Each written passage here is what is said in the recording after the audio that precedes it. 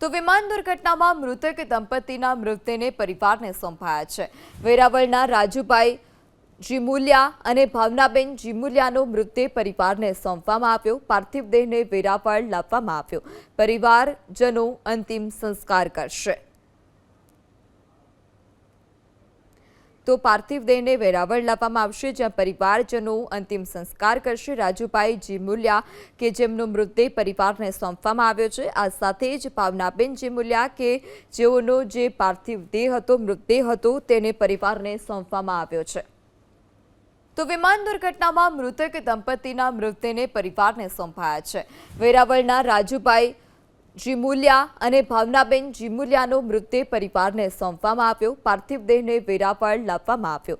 પરિવારજનો અંતિમ સંસ્કાર કરશે।